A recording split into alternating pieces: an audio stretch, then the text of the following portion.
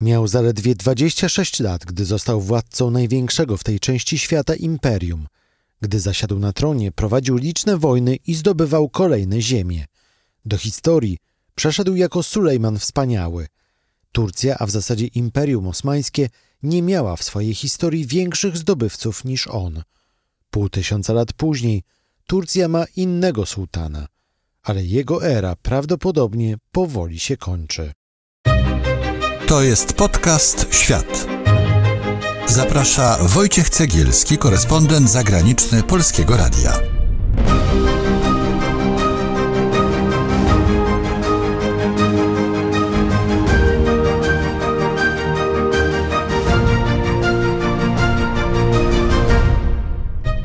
To mają być najważniejsze wybory 2023 roku na świecie. W niedzielę 14 maja prezydent Turcji Recep Tayyip Erdoğan staje do walki o reelekcję. Polityk, który włada Turcją od 20 lat, po raz pierwszy jednak może przegrać te wybory. Jeśli tak się stanie, to będzie to koniec epoki Erdoğana w Turcji, a bliskowschodnie mocarstwo czekają ogromne zmiany. A jeśli wygra, to prawdopodobnie będzie to jego ostatnie zwycięstwo. W tym odcinku chcę opowiedzieć Ci, kim jest najważniejszy polityk w Turcji ostatnich dekad. Oczywiście część z Was będzie słuchać podcastu już po wyborach, gdy znane będą wyniki. Nie przerywajcie jednak, bo to nie jest opowieść o samym głosowaniu. To kariera i nadchodzący prędzej czy później upadek Recepa Tayyipa Erdoğana. Jest czwartek, 11 maja 2023 roku. Wojciech Cegielski, zapraszam.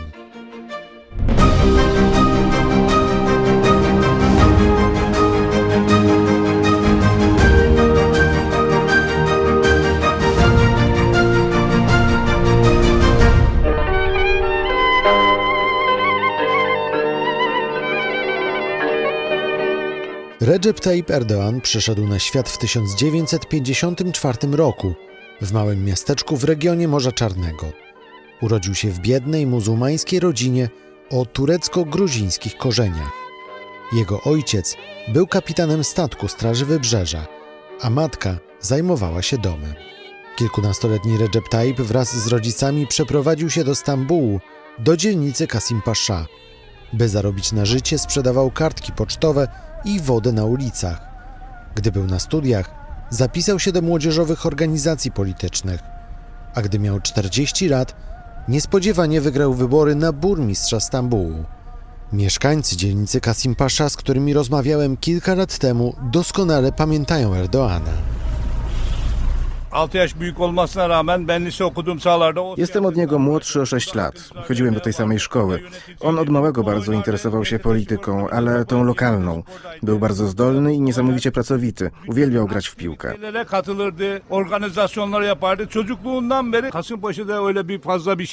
W latach 80. czy 90. nie było tutaj żadnych fontan, a ludzie, żeby mieć wodę w domu, musieli chodzić daleko z wiadrami. Na ulicach wszędzie były śmieci. On to wszystko uporządkował. Gdy byłem dzieckiem, po ulicach grasowały bandy złodziei. Teraz jest dużo bezpieczniej i można wieczorami chodzić po ulicach. Zmieniła się także policja i można jej ufać.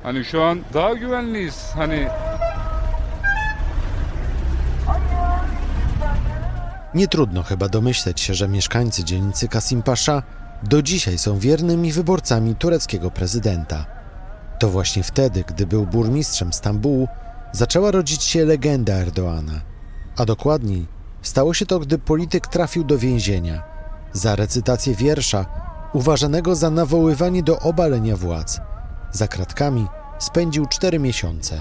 Każdy obserwator Tayyipa Erdoğana wyznaczyłby sobie taki moment samodzielnie. Karol Wasilewski, jeden z najlepszych ekspertów zajmujących się Turcją, współzałożyciel Instytutu Badań nad Turcją i analityk w 4CF The Futures Literacy Company, opowiada dzisiaj o Recepie Tayyipie Erdoğanie. I niektórzy zaczęliby tę legendę od jego osiedlowych, tak to określę, przedsięwzięć, mówiąc o tym, że to jest twardy charakter i że w związku z tym ten twardy charakter od dawna pokazywał, że Tayyip Erdoğan będzie kimś, że będzie kimś, kto się wybije ponad swoich kolegów boiskowych czy kolegów szkolnych. Bez wątpienia takim momentem kluczowym było objęcie funkcji burmistrza Stambułu przez Tayyipa Erdoğana. No i oczywiście jego skazanie przez sąd, tak? Bo to, że Tayyip Erdoğan spędził jakiś czas w więzieniu, ukształtowało takie dwie podstawowe legendy Tayyipa Erdoğana.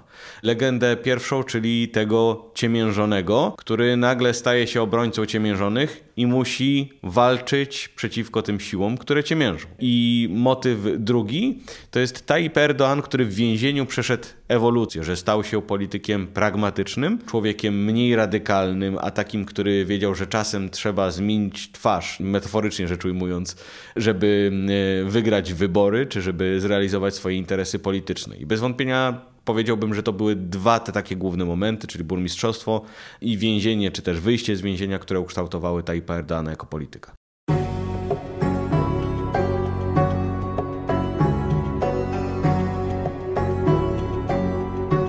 Lata 90. to jest właśnie ten moment i te okoliczności, w jakich Tayyip Erdoğan traci władzę, w jakich zostaje wsadzony do więzienia. Okoliczności, szerzej rzecz ujmując, które zwracają też uwagę na taki problem społeczny i strukturalny, można powiedzieć, w Turcji, a mianowicie tego, że istniała jakaś grupa obywateli, która czuła się nie do końca upodmiotowiona. Obywateli konserwatywnych, którzy, można powiedzieć, że nawet nie czuli się obywatelami w swoim państwie, bo jeśli jest mowa o tym, że studentki nie mogły wchodzić na niektóre kampusy w chuście na głowę, to jak my tutaj mówimy o upodmiotowieniu grup konserwatywnych. Jeśli jest mowa o tym, że kobiety w chustach nie mogą pracować w administracji, to jak my tutaj mówimy o upodmiotowaniu tych grup. Więc to są te uwarunkowania i bardzo ważne okoliczności również dla samego Tayyipa Erdoğana, bo właśnie on jest postrzegany jako ten, który upodmiotowił te grupy. Çünkü demokrasinin önündeki engelleri aşmak için. W 2002 roku założona przez Erdoğana Partia Sprawiedliwości i Rozwoju niespodziewanie wygrywa wybory parlamentarne. Rok później Recep Tayyip Erdoğan zostaje premierem Turcji. Jest uważany nie tylko za świeżą krew, ale także za nadzieję Turcji na wyjście z kryzysów. Powstaje Partia Sprawiedliwości i Rozwoju, która raptem kilkanaście miesięcy później wygrywa wybory parlamentarne, między innymi dlatego, że była postrzegana jako nowy twór, nowa jakość. Twór, który odcina się od tych czasów korupcyjnych, tych rządów skłóconych politycznie i niezdolnych przez to do rządzenia, na rzecz rządu, jak się okazało, jednolitego, rządu stworzonego przez Partię Sprawiedliwości i Rozwoju. Wreszcie jest ten ostatni wymiar problemów gospodarczych Turcji. Musimy pamiętać, że początek XXI wieku to jest potężny kryzys gospodarczy w Turcji. Nagle pojawiła się Partia Sprawiedliwości i Rozwoju, która z jednej strony po tym, jak przejęła władzę, rzeczywiście zaczęła rozwijać tę turecką gospodarkę, ale też nie da się ukryć, że nadbudowywała na osiągnięciach Kemala Derwisza, tego, który tak naprawdę wyciągnął Turcję z tego kryzysu gospodarczego. Wyciągnął w jaki sposób? Przez reformy, między innymi przez pożyczkę oczywiście z Międzynarodowego Funduszu Walutowego, później krytykowaną przez Tayyipa Erdoğana jako symbol zniewolenia Turcji. To jest kolejny ten taki element retoryczny Tayyipa Erdoğana. Ten gigantyczny rozwój gospodarczy. To jest ten flagowy okręt turecki. To znaczy bez tego, rozumiem, nie byłoby dzisiejszej potęgi Turcji. Bez tego nie byłoby dzisiejszej potęgi Turcji, bez tego nie byłoby potęgi Tayyipa Erdoğana. Zresztą widzimy, sytuacja obecna Turcji gospodarcza jest niezbyt ciekawa i w związku z tym o potędze Turcji mówimy już dość z mocno przymrużonym okiem, nie?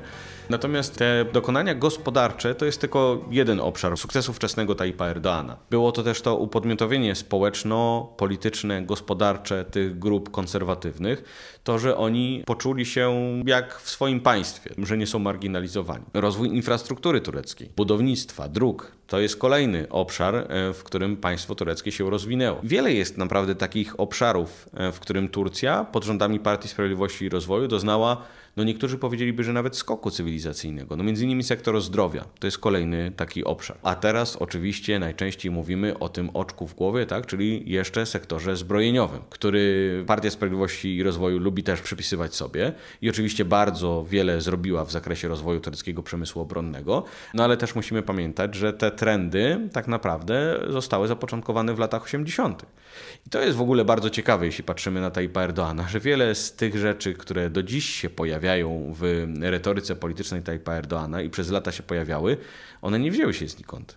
One wzięły się z między innymi lat 80., tych właśnie tureckich marzeń o potędze i zostały tylko zredefiniowane przez Tayyipa Erdoğana. Jego poprzednik, Turgut Özal, mówił, że Turcja musi należeć do grona 20 największych gospodarek świata.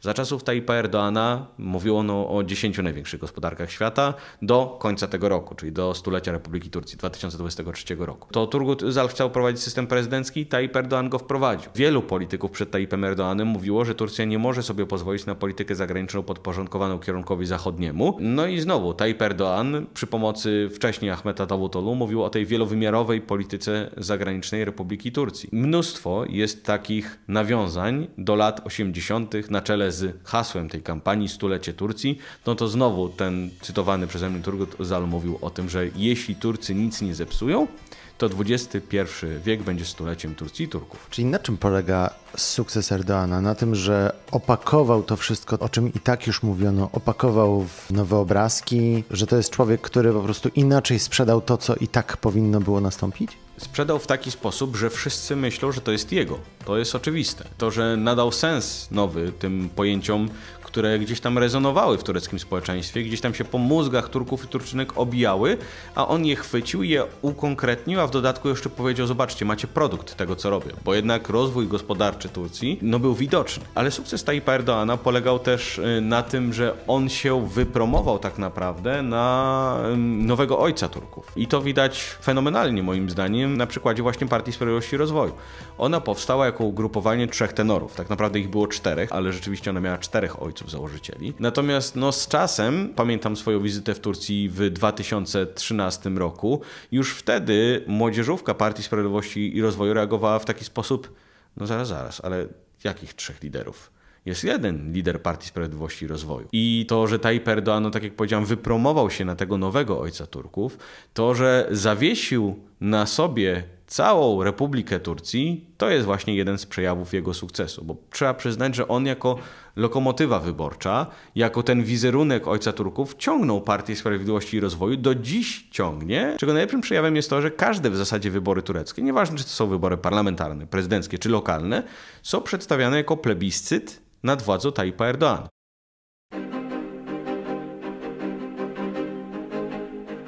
Karol Wasilewski, jeden z najlepszych ekspertów zajmujących się Turcją, współzałożyciel Instytutu Badań nad Turcją i analityk w 4CF, The Futures Literacy Company, opowiada dzisiaj o Recepie Tayyipie Erdoğanie, najważniejszym polityku w Turcji w ostatnich dekadach.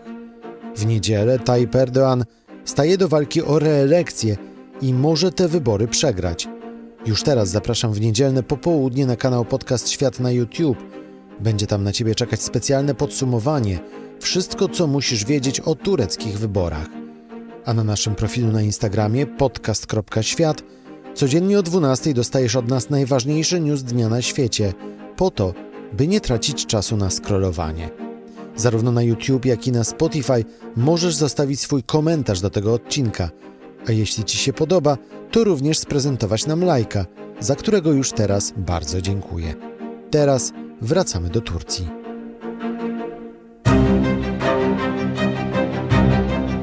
To jest podcast Świat.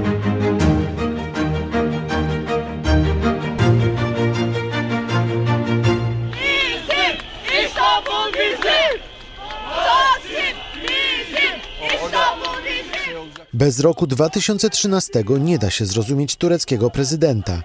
Latem tamtego roku w centrum Stambułu grupa młodych ludzi zorganizowała protest przeciwko wycince drzew w jednym z parków. Gezi Park miał stać się supermarketem. To, co miało być niewielką manifestacją ekologiczną, szybko przerodziło się w polityczny protest, bo Erdoğan, wtedy jeszcze premier, uznał, że nie da młodym ludziom za wygraną. Po tygodniach zamieszek na ulicach Stambułu policja ostatecznie spacyfikowała protest. Jak mówi Karol Wasilewski, Gezi Park doskonale pokazuje, dlaczego Erdoğan tak bardzo zawładnął umysłami Turków. Część oficjeli AKP, która chciała zareagować w sposób taki demokratyczny. Musimy wsłuchać się w głos. A Tayyip Erdoğan mówi nie. to jest cywilny pucz, czyli tworzy nową kategorię, ale używa też tej kategorii, która rezonuje bardzo negatywnie wśród Turków, no bo pucz. Turcy nie znoszą ingerencji wojska w politykę, bo doświadczyli tej ingerencji wielokrotnie. Używa pojęć typu zdrajcy, gdy mówi o opozycji. Jeśli chodzi o Gülena, mówił o głębokim państwie, które wywierało wpływ na politykę Turcji, które oszukało samego Tayyipa Erdoğana, no nawiązując oczywiście do tego głębokiego państwa, w którego Turcy istnienie wierzą, są przekonani, że jest jakiś spisek, tak? Absolutnie i można powiedzieć, że doświadczyli, no bo w końcu armia interweniowała. Mieliśmy w historii Turcji przykłady grup paramilitarnych, które dokonywały morderstw choćby na południowym wschodzie Turcji. Te niby tworzone przez Tayyipa Erdoğana narracyjne pojęcia mają szansę je powiązać z rzeczywistością. I myślę, że to jest największa tajemnica sukcesu Tayyipa Erdoğana. W sytuacji, kiedy człowiek ma ochotę zareagować, no przecież to są bzdury, to po dłuższej analizie musi stwierdzić, no tak, ale Tayyip Erdoğan ma trochę racji, bo jednak ta turecka demokracja była ułomna. 3 lata później, latem 2016 roku, zdarzyło się coś, co na zawsze zmieniło tureckiego prezydenta.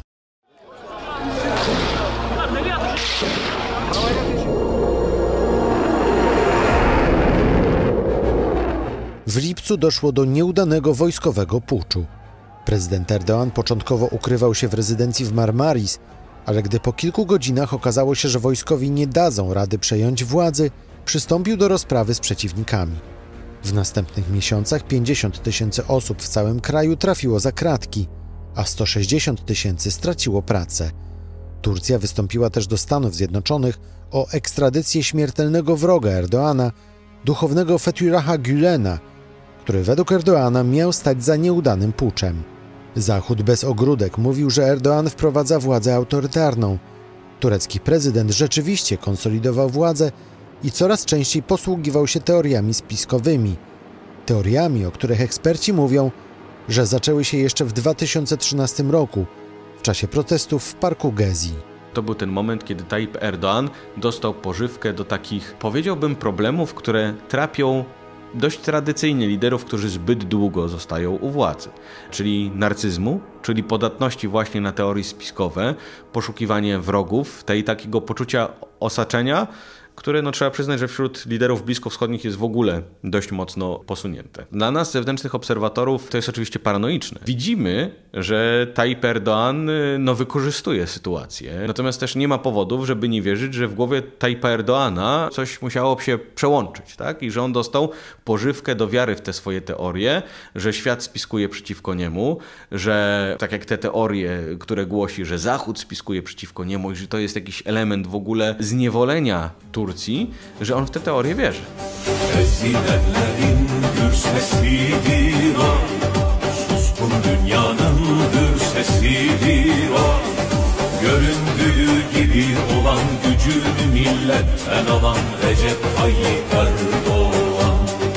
W 2018 roku Recep Tayyip Erdoğan wygrał ostatnie jak dotąd wybory prezydenckie, ale już wtedy mówiło się, że jest to początek jego końca.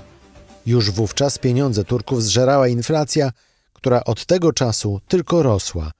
Stawiane na potęgę biurowce w Stambule stały puste, a władze, zamiast zacisnąć pasa, populistycznie rozdawały pieniądze. Dzisiaj Turcy coraz głośniej mówią, że żyje im się źle. The number of people now known to have been killed in Monday's earthquakes in Turkey and Syria has now passed 21,000. Czarę goryczy przelało niedawne trzęsienie ziemi. Na południu kraju zginęło aż 50 000 osób. Zabitych mogło być mniej, gdyby nie fuszerki budowlane i wydawane pochopnie pozwolenia na budowę. A budowlanka to właśnie Erdoğan. To jest rząd, który naprawdę rozkręcił gospodarkę, której to lokomotywą jest właśnie budowlanka. No jest to sektor, któremu Erdoğan wiele zawdzięcza. Wiadomo też o bardzo ścisłych związkach między głównymi deweloperami tureckimi i ludźmi z rządu Erdoğana i samym Erdoğanem. Tak mówił mi Piotr Zalewski, korespondent tygodnika The Economist w Turcji. W połowie lutego był gościem odcinka poświęconego Turcji. Dodajmy też, że trzęsienie ziemi dotknęło głównie terenów, na których mieszkańcy byli dotąd mocnymi zwolennikami Recepa Tayyipa Erdoğana. Czy tureckiemu prezydentowi uda się mimo wszystko wygrać wybory? Na razie wiadomo jedynie, że opozycja po raz pierwszy od wielu lat zjednoczyła się i wystawiła jednego kandydata. I ma największe od 2 dekad szansę na obalenie Erdoğana. On sam nie jest już młody ani dynamiczny.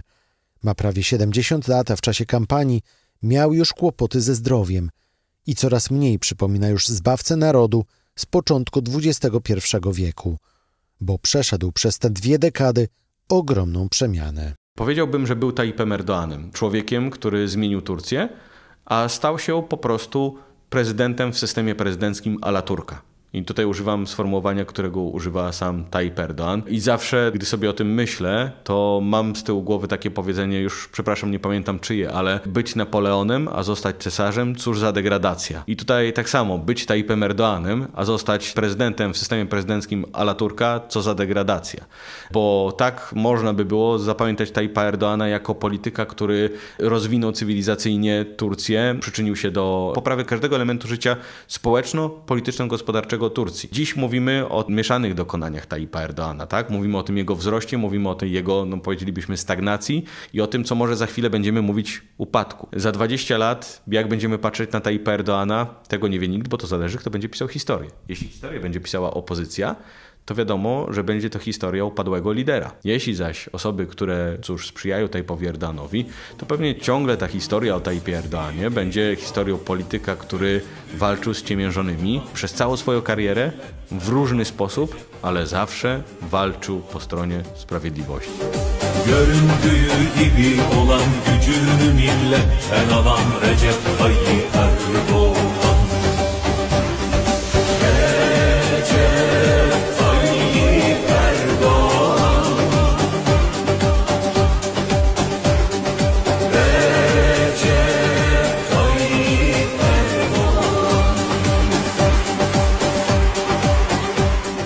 Karol Wasilewski, jeden z najlepszych ekspertów zajmujących się Turcją, współzałożyciel Instytutu Badań nad Turcją i analityk w 4CF The Future Literacy Company, opowiadał o Recepie Tayyipie Erdoğanie, prezydencie Turcji, który w najbliższą niedzielę będzie toczył swoją prawdopodobnie najważniejszą polityczną walkę życia.